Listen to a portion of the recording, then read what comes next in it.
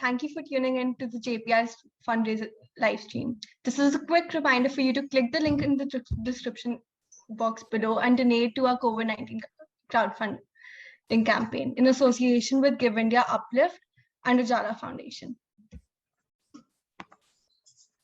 Welcome back to the College Roundtable. Today, we are joined by students from the prestigious universities of Carnegie Mellon, GeorgieTech, and Rice. The first of our speakers today is Parth Maheshwari, a rising sophomore at Carnegie Mellon University, ranked #1 for computer science. A student determined to use academic prowess to better the world, he is proof that age does not limit a person's capabilities. Also from Carnegie Mellon is our second speaker, Abhinav Gupta, who is currently pursuing a major in information system along with a minor in mathematics. While being an avid coder and the most reliable tech geek, Abhinav Gupta is known to be an all-rounder at heart, showing incredible talent through his work in the Undergraduate Entrepreneurship Association. Our third speaker from the prestigious Rice University is none other than Mr. Versatile himself, Karthikeya Singh. Karthikeya, apart from being an extremely prominent member of the JPI Student Council, is also a tech genius and was a president of one of the most prestigious spots at JPIS, Turing F. Samyak, an incoming freshman at the extremely reputable university GeorgieTech, is our fourth speaker today. He is known for being gifted with phenomenal skills in the field of computer science. His own online machine learning course stands as a testament to his unbelievable capabilities. So now let's dive into the questions. Since the day we stepped into the IB program, we've heard about the importance of a spike and working towards it to build a more solid college applications. How did all of you find or identify your spike and show it in your college application? Okay, I can start you guys off. So for me, I think it was mostly hit and trial. I did everything possible from, I don't know, dancing in assemblies to participating in an investment competition to obviously doing like science and tech stuff. So I think for most people who come in with like not having an idea of what to do, I think experimenting is very important. And that also holds true for when you enter universities, that you experiment, you put yourself in situations where you haven't been before. And using those experiences, you actually learn what you are interested in or what is it that you actually like doing. So I think for me, it was because of all of these experiences that I understood that, okay, I really love science. I really love computer science. So that is basically how I found my, so to say, spike. And if you have a clear indication of what your actual interests are and what are the things that you're keen about, I think showing those in college apps is a very natural process. Like it happens because your spike essentially is just a part of your personality. And like you cannot do anything to hide your personality. So it evidently shows in your college apps. So I would say just experiment, do different things. Don't be too stressed about what you're doing or like, why is it going to help you? But having those variety of experiences will definitely going to help you identify your spike. Yeah, I definitely agree with that. I say like when you're like especially when you're in like 10th or 11th grade, maybe like don't think too much about like your activities in the sense for like I'm doing this for my common app or I'm doing this like so that it looks good when I apply for colleges. Just do things that you like honestly, and then your spike will appear naturally after a point. And I think like that's what happened with me as well. And one more thing that I'd like to mention is like I'd like to add to Parth is that if you want to like explore your spikes and explore like what your future can look like, it's definitely like talk to a lot of people. Like talk to a lot of people who are in the field currently that you might or might not want to, be a part of. Like I'd say on my flight here, there was this old guy sitting next to me, and I talked to him for like a good like 6 to 7 hours, and he was in the tech industry, and he's like, he's honestly what tilted me towards like switching to IS from like ECE. And I'd say yeah, like definitely talking to people helps a lot because I mean, that's really your end goal, right? Like after college, you want to work somewhere or you want to do something on your own. But yeah, you only get a feel for it once you talk to people. So I'd say definitely do that. And yeah, other than that, I'd say like your spike should come, like it'll come naturally to you. Don't think too much about it. Is what. I just had a follow-up question. So as you said that, okay, do several things and then your spike would come in naturally. But doesn't the general saying says that a college looks for a more, all-rounded class, but a more spiked up individual, a more constant, like a person who's constant, like has his or her activities in one area. What would you say about that? If you end up doing a lot of stuff, how would you have a concentrated how would you show a concentrated area of interest that way? Well, it's like definitely like do a lot of things, but then after a while realize what you're good at and then concentrate on that.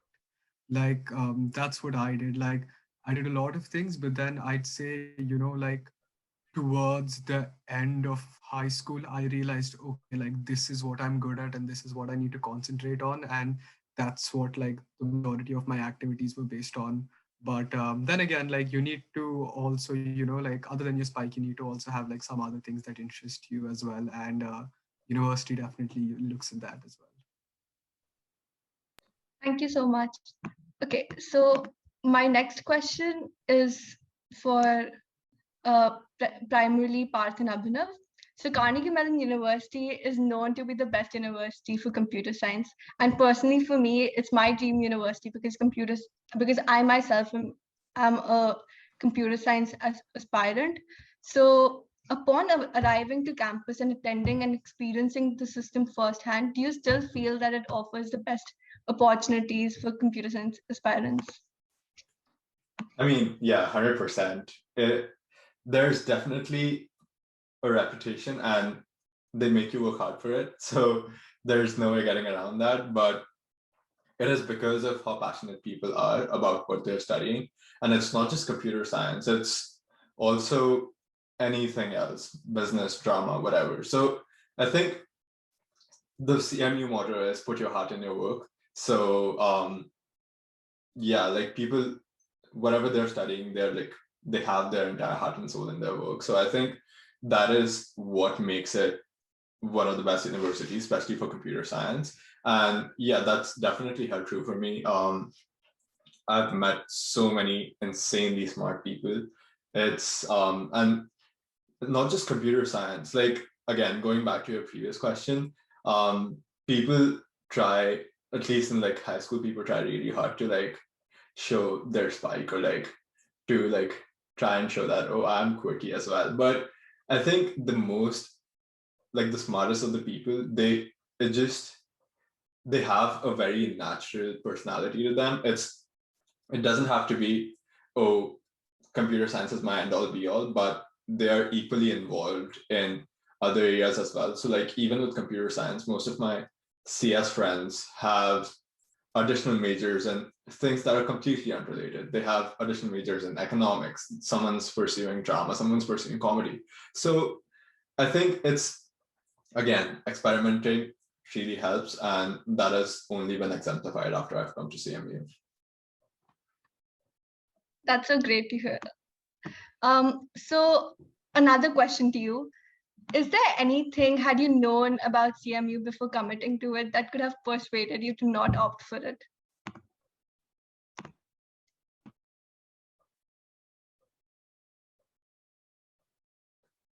I mean, I think there's definitely things, the things about, I think, but that also holds true for all campuses. You won't ever find something that's absolutely like a match made in heaven for you. So there's definitely things at CMU that I don't particularly enjoy. There's some level of competition. There's sometimes classes can seem a bit over the top. So I think there's definitely things that are that you have to look past, but that also again holds true for all other universities. So you just have to like keep them at the side and focus on what really attaches you to the university. So even though there's like a couple of nags here and there, there's always that one thing or like one true interest that always like draws me to CMU, and focusing your attention more on those things that you actually value about a particular institution, I think that really helps. So basically, yeah, I'd say like CMU definitely has a reputation, and like there's a price you have to pay for that reputation as well. Like the the work culture is like, it's honestly insane. I I mean, I'm sure it goes for like all good universities, but I'd say like CMU is like definitely really up there in terms of work culture. Like when I speak to some of my friends, maybe who are at like Northwestern or maybe some other college, like their work culture isn't as over the top as CMU, but then like definitely, like that tag of being the best CS university. And then, yeah, like if you want to be in the best CS university, I guess you have to work that hard, and you have to really prove yourself. And there's also the fact that you're surrounded by people who seem just way so much smarter than you. It's yeah, like when I sit down with my code, like, and I talk to Bradley, he can debug my code like this. It comes to him so naturally. And uh, yeah, it's insane, like looking at the people around you and seeing how good they are at what they do. That definitely, at times it could belittle you, but you have to like use that as a motivating sort of factor, and then sort of be like, okay, if like this guy is as good as this at this, I have to be better than him. And that, like, that drive has to be there, otherwise you won't be able to survive.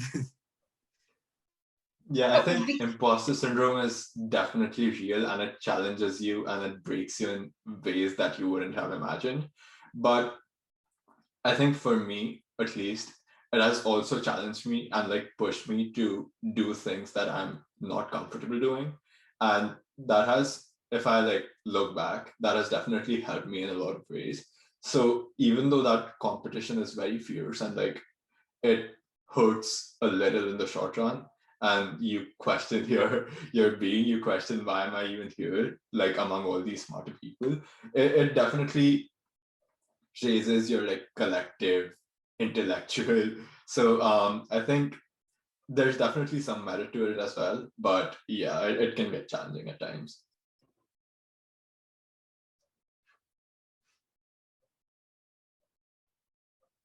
So my next question is to Abhinav. Abhinav, you only came to JPIS in grade 12. How did attending JPIS affect your college application? And was the switch to a different school made IB program a difficult decision to make? Yeah, it was definitely a hard call to take because, I mean, obviously people switch like during like 11th grade or so, and that's more comfortable for everyone because like when you're switching in 11th grade, even the people around you, they're switching, and like the whole IB course, you have like the two years to look forward to. Me switching in 12th was definitely like a gamble, and I'd say it paid off pretty well. I mean, Ayush sir and Akriti ma'am were a huge help during my Common App time, and then just yeah, like the environment at JPIS was just so much better than my previous school, because in my previous, like, JPIS, I'd say was like way more was a lot more focused on helping like the students reach their goals, whereas my previous school was just a lot about like, like putting your head down and just getting a 7 in the IB, and they didn't look ahead of that where that 7 would place me. And yeah, that's something definitely JPIS does very well. And then again, like, props to Akriti ma'am and Ayush, so they helped me out a lot during my Common App time as well. I think definitely. Honestly, it's amazing how much of an impact they have on really every single high schooler in JPIS today. But I mean, at the same time, I'd like to point out that it's absolutely It's nothing short of amazing how you managed to do it so seamlessly.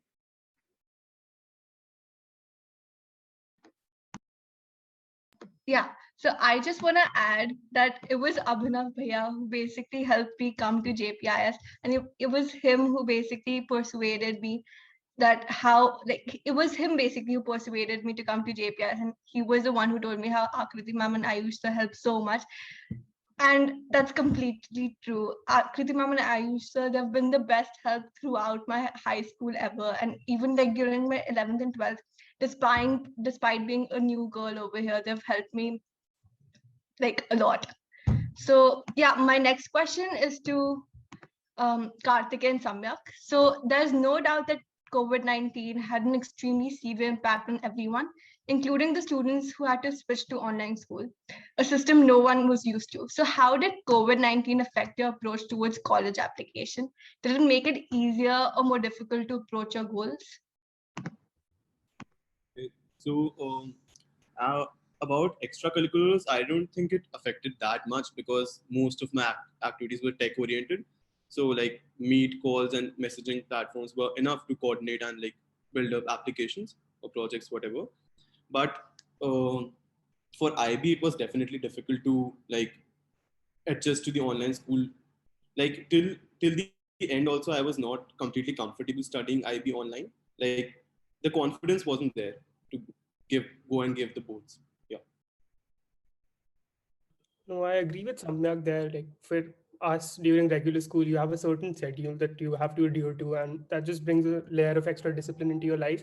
And once that was taken away, maybe like a lot of people could not focus as much or were not as productive. So yeah, definitely COVID did affect college applications and academics in general. But yeah, again, I mean, most of the activities were easily shifted to online things like Google Meets, and we were able to do it. It's not that big of. True, I think the school did an amazing job at shifting everything, but I think as students, we didn't do an amazing job at actually, molding ourselves into the whole online culture. And yeah, I think till now, being a 12th grader and having done 11th in online school, I think I'm still not very comfortable with IB as an online curriculum now. But Karthik and Samyak, now that your IB is over and you've already been admitted to your colleges, how are you managing your time now that it's completely unsupervised? So how have you been trying to make it more productive? Okay, I'll start this one. So, okay, I began with taking like 2 weeks of good, just pure vacation time because after 4 years of working hard for college applications and IB and everything else, I thought that was like well earned. So maybe that's like one thing everyone should do. Just take a few days, 10 days to relax. And then once your mind begins to clear out, you can start a set of goals that you want to do because you know the exact amount of time you've got before you have to go to college.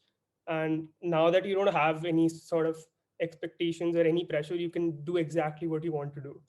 So whatever interests you or something that has interested you, you haven't spent your time doing that, probably a good time to pick up on that. So I just made a list of 5 7 things that I want to do, and now like in the next few weeks I'm just going to make a schedule of how I'm going to divide time because I feel that's really important right now. If I don't do that, I'm going to end up wasting most of my time. I completely agree with Karthik that you need a break after 4 years of grinding. That obviously you need a vacation. So, like after the vacation, you can like set up some personal goals for yourself because somewhere in all that hard work, you're not able to focus completely on yourself. So after you're through with IB and college application, just focus on yourself. Make personal goals like maybe working out or something that truly interests you, but you weren't able to do because earlier because of the pressure of studies and college application.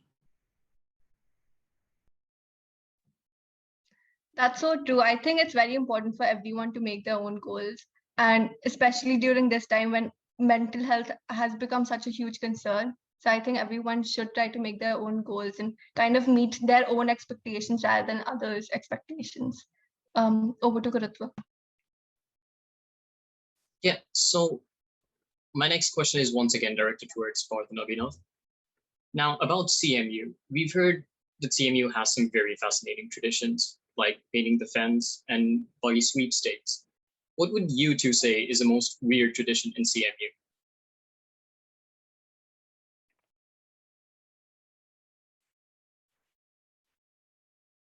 Whatever you want to start off. Yeah, sure. I'd say like definitely painting the fence was like definitely the weirdest tradition I've seen up until now.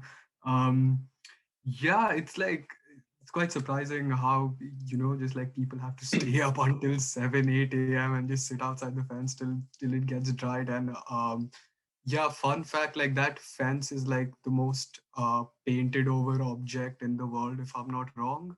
So um, that's that. And if you're talking about like CMU culture and traditions in general, I'd say like Pittsburgh as a city, it's I quite like it honestly. Like and I've explored the city, I'd say like a fair bit by now. And there are quite a lot of spots in Pittsburgh that I've liked, which are like very sort of CMU specific, like maybe like going up on the Mount Washington incline and seeing the view, seeing the city skyline from there, or like going for a hike in Shenley, or like cycling near Lake Washington. Like all of those things are sort of like synonymous with CMU students, and that's something like I'd say all CMU freshmen sort of do. And yeah, I've taken quite a liking to all of those things. A lot of fun. Yeah, I think for me, there's quite a few like quirky things about CMU. So one is definitely the insane amounts of Scottish influence there is. So there's plaid, there's a bagpipe major, but no one else offers in the hood. There's um our mascot is a Scottish Terrier, I think. Um, there's our even the logo is like some Scottish national flower or something. So there's definitely a lot of Scottish influence if you try and look for it. And it's like hidden everywhere and like as Easter eggs. So those are definitely like fun things to spot. Otherwise, there's also, I don't think Abhinav will be aware of it. There used to be this um, traffic light, which is very popular at CMU. So that is at the intersection of where CMU starts. And like that traffic light had a very distinctive sound and it's very popular. It's like almost a folklore, a cultural folklore at CMU. And it's called Beep Boop. And people really respect that light. And during like carnival and time. So right now that light is not installed there anymore. So during carnival, people go back, they install that light again. They just stand around the light and they just like chant beep boop. So that's also something that I found really weird and fascinating, I think. So have you ever participated in any of these traditions? Yeah, of course. I think as undergraduates at any institution, you guys will definitely get to participate in a lot of traditions, and yeah, do try and participate in as many things as possible because these traditions are the things that actually make you feel close to your college, or like it induces a sense of belonging, I think. So definitely if you decide to come to CMU, whoever is looking, um go paint the fence, go talk to bagpipe majors. It's a fun thing to do. That's honestly just amazing to hear. But my next question goes to Karthikeya and Soumya. Now, I mean, as Parth and Abhinav have said, CMU has been quite fascinating in itself, but is there anything you're especially looking forward to doing in Rice and GeorgieTech?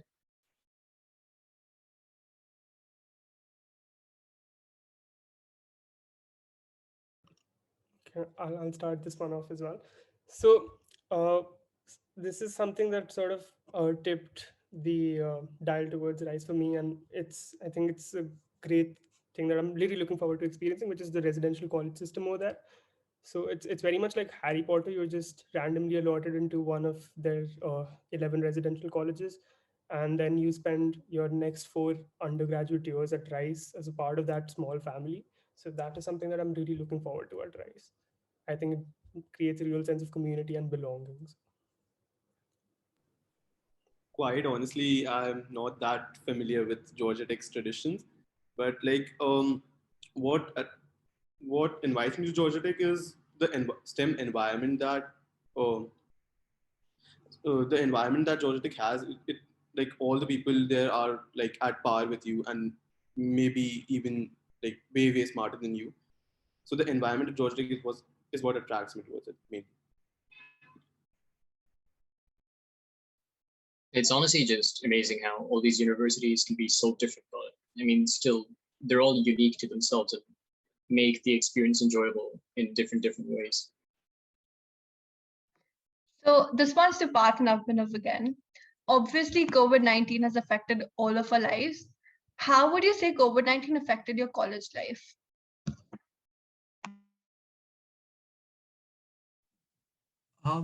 So I'd say classes, um, classes for that matter weren't, I never took online class, in-person classes, so I think Part would like definitely be a better person to ask this question for. But from my experience, what the professors have like really over, I'd say 3 semesters adapted really well to the online format of teaching. And I'd say classes haven't suffered that much. I'd say like you can either watch the recordings or watch the live Zoom lectures, and all the homework assignments, office hours, recitation, everything's been adapted quite well. Um, One thing maybe that has changed is just being on campus in general, which like I'm in Pittsburgh this semester, and some of the things maybe like carnival weekend or some of the other CMU traditions, like I wasn't able to partake in them because of COVID-19, and we have a lot of uh, social distancing norms. We're not allowed to meet a lot of people from outside our dorms, and neither are we allowed to like bring them back in. So that has definitely been a factor, but um, I'd say all these rules are there obviously to make it safer for everyone to study, and I appreciate everyone following them, and let's hope that we go back to in person next semester. Yeah, I think having taken both in-person classes and virtual classes, I think there's definitely been a shift, not in terms of academics too much, because classes have more or less been the same. Like there's still plenty of support. There's still the lectures that are happening, and I think having virtual classes has, I think, enabled a lot of people to be heard as well in classes. So I think there are definitely some merits of going online or going virtual, especially in terms of academics and stuff. But I think one thing that has really changed drastically is how people interact in classes. So um, earlier, I remember like every lecture used to start off with just like a bunch of us, like 150 of us in a big lecture hall. You get to start talking to the person sitting next to you. You make friends that way. So I think that's definitely one thing that has changed, and I think people need to be more proactive about how they reach out to people now. So I think that is one thing that has definitely been different. And other than that, I think the teaching styles have obviously changed also quite a bit. Like earlier professors used to do demonstrations and like there were cool experiments happening inside of lectures. So those are things that are kind of restricted now. But I think in general, academics are fine still. Something else that has changed is the campus. Um, I I came to Pittsburgh this semester again, and campus just didn't look the same to me. There's definitely like it's much less crowded now, obviously, because a lot of people are still back at home, and even for the people who are here, they're like doing virtual classes from like their places. So I think that is definitely something that has changed, and that is something I hope goes back to how it used to be again. But again, people are finding new ways to like interact with each other, to have like fun while still being safe and while still maintaining all the protocols. So yeah, hoping for the best. What about when it comes to opportunities? Are opportunities more accessible to you now because of the fact that it's basically a desk away, or are they more, detached from you because you're away from the campus and everything, and you can't really approach people that freely now? I mean, I think that has mostly remained the same. So reaching out to people was, I think, has always been virtual, unless you just like go and knock on their doors. So which I don't think a lot of people do. You always start off with a cold email or like set up a virtual meeting time. So I think that has actually become more convenient, because people have become so accustomed to Zoom and like online meetings and stuff, that earlier I remember when I had to meet my advisor, I had to like walk to the other end of the campus to just like go have a 15-minute meeting. Now those things don't need to happen anymore. You can just like save your time, save their time. And those are definitely like welcome changes. Um, Other than that, I think in terms of meeting people socially or like participating in clubs and organizations, that has definitely changed in different ways, I guess. Some organizations, I think it depends on the kind of work the organization is doing. So obviously, like dance groups or a cappella groups have suffered more than, say, like our CS club. So I mean, people are still like, again, finding different ways of interacting safely.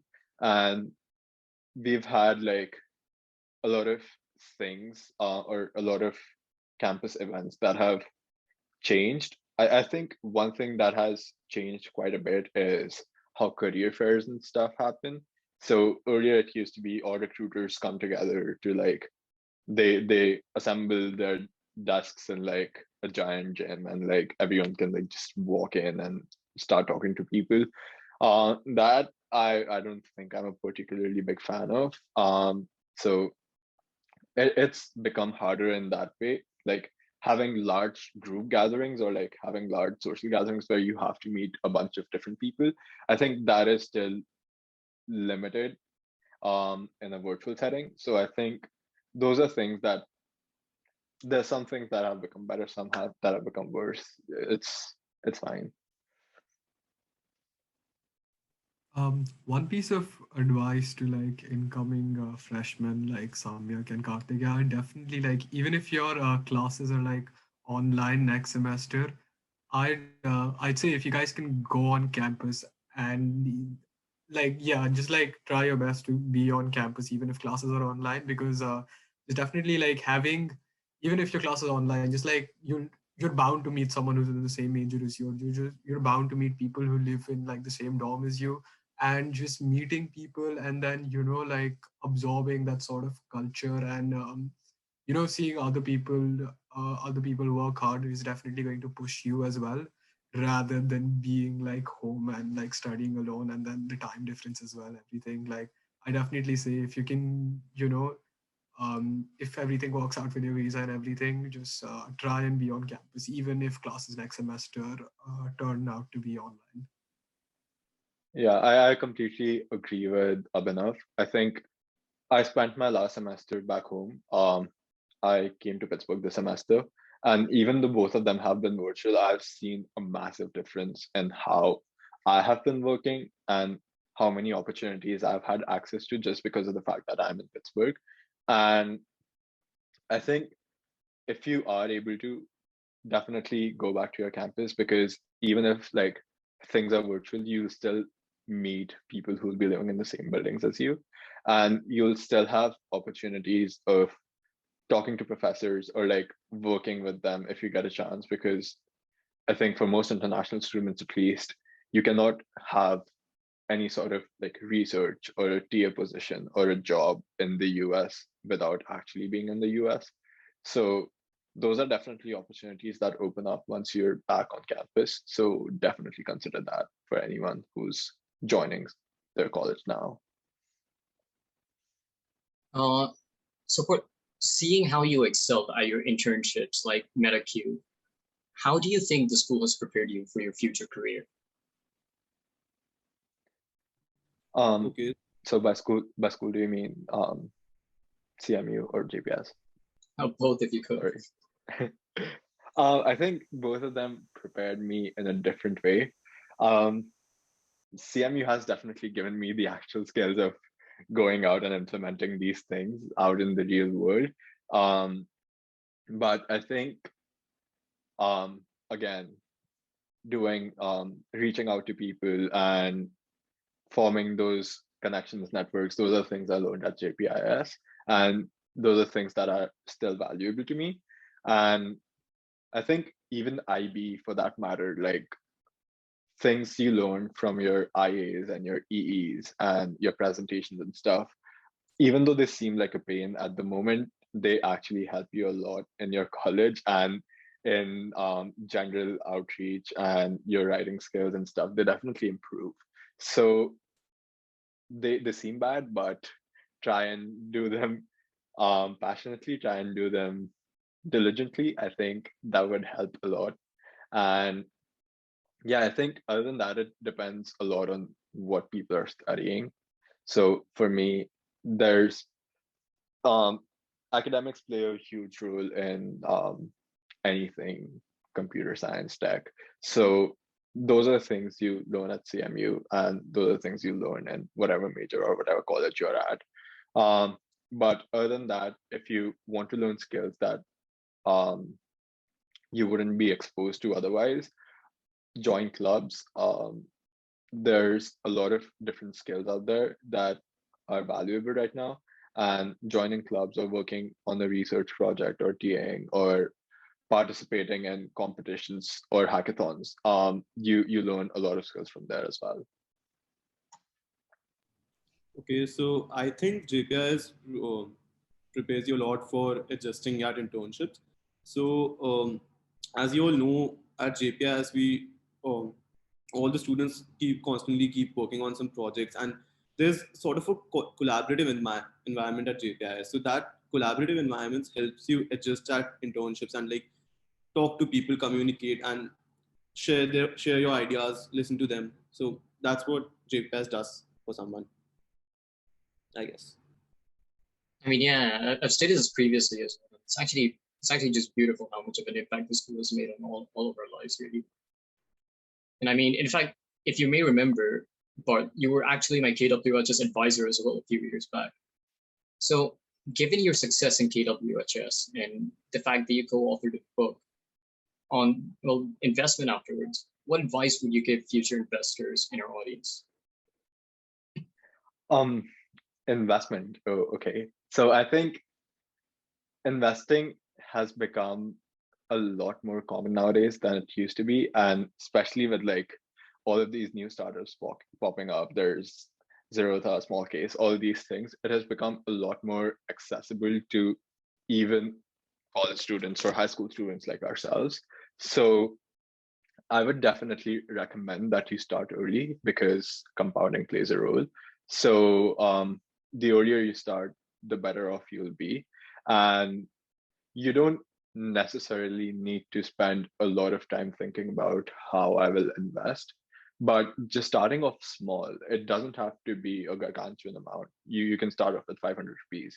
So start off small, look at how your investments pan out in the long term. If you don't know how to begin, try investing in ETFs or index funds. So those are definitely things that I have learned along the way. And those are things that you can also learn because there's so much free information out there. Like, even though I co-authored a book about investment, I think it's already become obsolete in like 2 years.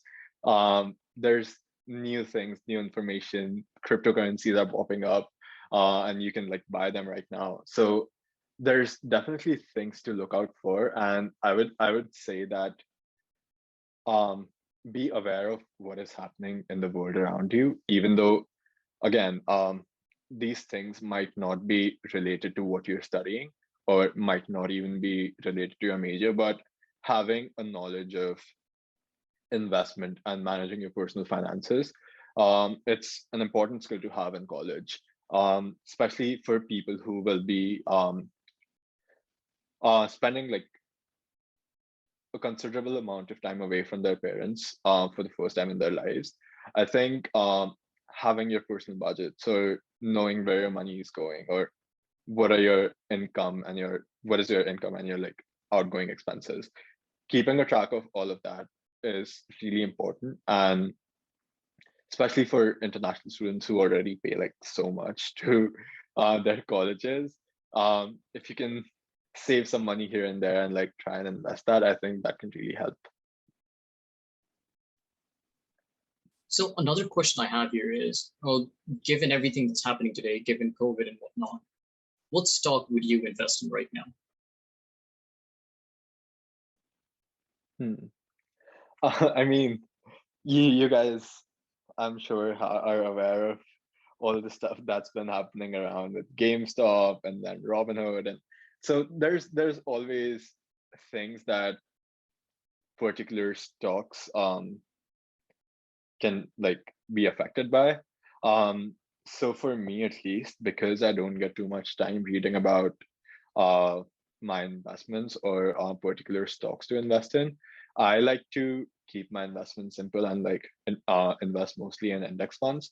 And what I would recommend anyone who is short on time and want to invest, especially in the US, is just put your money in S&P 500, because even though COVID has affected a lot of businesses, there's still there's still some companies that have performed better than others, and the S&P 500 or like any other index fund, they already account for those industries, and there's like actual investors and option traders and hedge fund people who are like keeping track of all those stocks for you, so just trust those. And other than that, I'm also, I think, a big supporter of crypto, and if you can start off buy some Ethereum or some. I wouldn't particularly recommend Bitcoin because I think it's kind of overpriced right now. But keep a lookout for those markets as well. These are new markets that are popping up, which people obviously don't have a lot of knowledge about. So there's definitely trends that you need to follow, but crypto seems promising to me, and especially with like all these new applications of blockchain that are popping up and like voting in healthcare.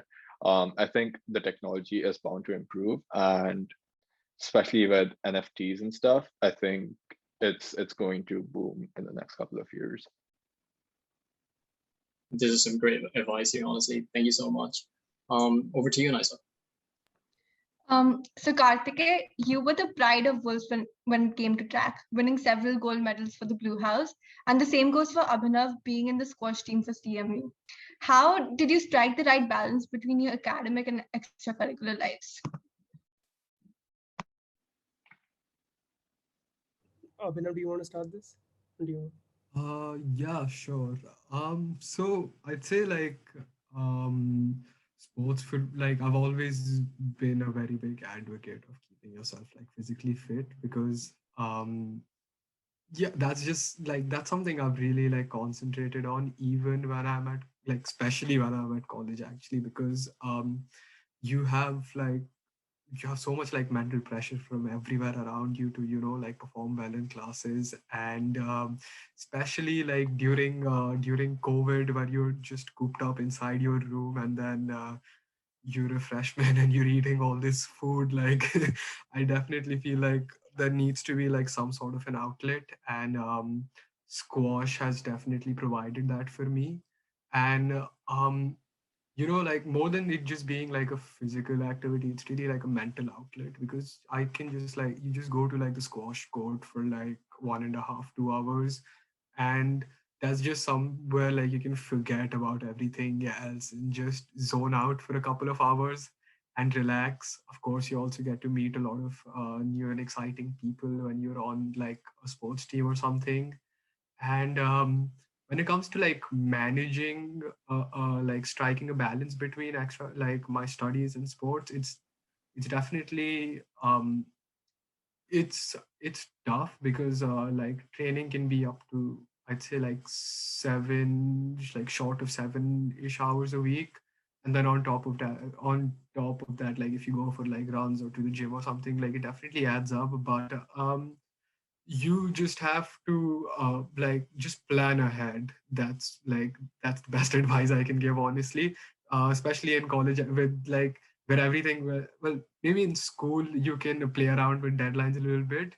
In college, everything is like very hard and fast, and if you don't submit your assignments, then you just get a zero. It's as simple as that. It's a good day for the TAs. Everyone's happy. Like that's the end of it. So everything's very hard and fast in terms of deadlines, so you know when you have to do everything by. So just keep that in mind, have a planner with you, and plan everything out. You'll definitely like have to sacrifice things at times, like maybe like hanging out with your friends or going out on the weekends, and prioritize, like maybe doing your work because you were busy like playing sports or something over the weekdays. But that's something you honestly should do. Like I like everyone, I definitely suggest like don't just once you come to college, don't just restrict yourself to like classes and very academic things. Like definitely go out there, and I'm sure everyone, if you like had sports there in your common app, so whatever sports you had like written down, just make sure you don't forget them, pursue them, join the sports club, or if you can like join the team. And it's definitely like a really good mental outlet, especially in college. Yeah, I totally agree with whatever Abhinav just said. I mean, as long as you're like participating in an activity that you love, you won't have to force it into your schedule. You'll just find this sort of natural balance between academics and those activities. Especially when it comes to sports, I think it's like a great way to just let off some steam and just get away from all the academic pressure. And once you're maybe beginning to feel that pressure back in sports, you can again shift over to academics. So it's more about just finding the natural balance, and it comes differently to everyone. For some people, they want to devote more hours to sports, and that's all right. So again, depends from person to person. Just do whatever feels right, I would say. I think normally people kind of only, if they want to go into college, so they kind of only, concentrate all of their energy into things which they think would look good on their college application. And even though, yes, sports is kind of a very time consuming activity which you could put on a college application, because definitely if you get to like a state level championship or something, that's when it's actually effective on your college application. But I think, yeah, people should definitely take up sports in school, because even if it doesn't look good on your college application, it's at least for yourself and for your own mental health and for your own physical health. So yeah, thank you so much for that. Gurutva, over to you. So, Samik and Parth, we've been told your stories about how you wrote several, and by several, I honestly mean just many and many, just many drafts before finalizing your college essay. At any point, did you feel discouraged, or did you feel like giving up? What really kept you going? Do you want to start this part? Start off, Samyak. Sorry? Go ahead. Yeah, so definitely I felt discouraged at times. And like we were doing a college apps in the hostel, so we were meeting Akriti ma'am and I used to every day. So it was kind of like a difficult process. So I did feel discouraged, but then you have Akriti ma'am and I used to support you. Like they keep motivating you to go ahead with, and they don't discourage you at all. So like if even if you wrote 2-3 bad drafts, they aren't gonna punish you for it or something. But like you just have to keep going and trust them and trust yourself. That's it. Yeah, I think for me, I consider myself a bad enough writer that when Ayush sir and Akriti ma'am didn't have anything to say about my draft. I was like more concerned. Oh, like, how is this okay? And it was, I think for me, it was just a part of my writing process, just going over things multiple times. And especially like, I think around my early deadline, I was like, even the day before the deadline, I had two completely okay, like common app essays, and I was still struggling between like choosing which one should I put.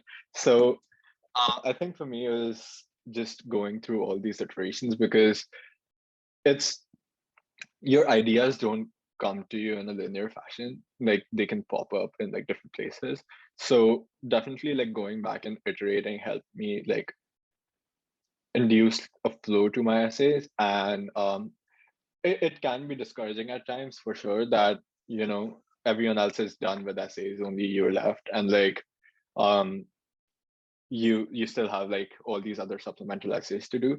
But I think keeping those aside, revising my essays like multiple times definitely helped in bringing that flow, especially when um someone like me who's not a natural writer. So definitely helped me, I think.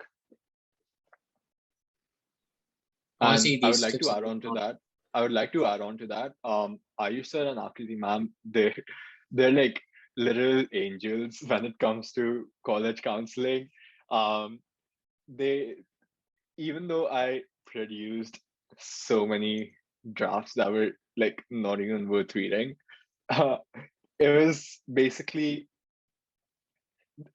as long as they saw that I was putting in some effort and I was at least like doing something with my time, they were more than happy to give me feedback and help me with it. And I think those are things that really helped me like shape up my college applications in general. Yeah, as I was saying, like these tips just from all four of you have been so helpful. And, like your perseverance is just very encouraging to me, at least. So yeah, thank both of you so much for that. Yeah, I think it's the same for me and for all of our viewers. So as much as we would have loved continuing this extremely enticing conversation, we unfortunately have a time restraint. So my last question to everyone is, why do you think your respective universities chose you?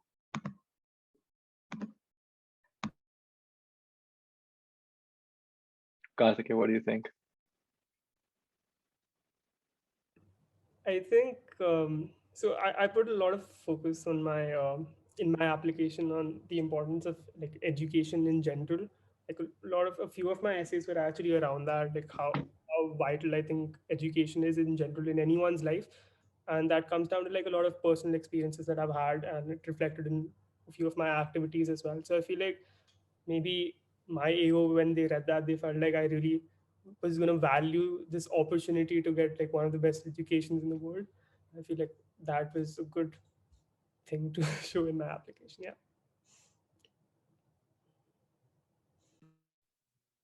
I'd say something I definitely focused on my application was like my I'd say my Common App and even some of my CMU supplements were just about like putting your head down and just working as hard as you possibly can. And that's definitely something, that's synonymous with like the CMU culture. So I'm guessing they might have like found a relation there somewhere, and I'm guessing that might have been it.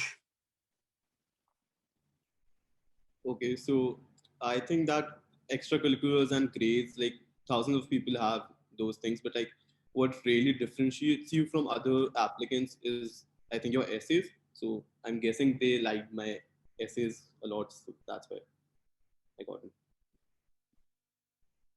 Um, I think for me, this goes back to a previous conversations about colleges wanting to see if you have a spike. And I definitely believe that that's not true. Um, any organization needs both specialists and generalists. So I consider myself falling into the generalist basket. And I think trying out all those different things and experiences, that's what I think set me apart and made me appealing, I think, to CMU. Thank you so much for that. That was extremely inspirational, at least for me, being a CMU aspirant and being a computer science aspirant just like you. Over to you, Gurutva. Honestly, that was just beautiful. Thank you. Thank you all so much for your time and for sharing your experiences with us. And yeah, be safe. We hope to see you soon. To everyone watching, thank you for tuning into this edition of College Roundtable. Also, a quick reminder for you to click the link in our description box below and donate to our COVID-19 crowdfunding campaign in association with Give India, Uplift, and the Ujala Foundation. Stay home and stay safe, everyone.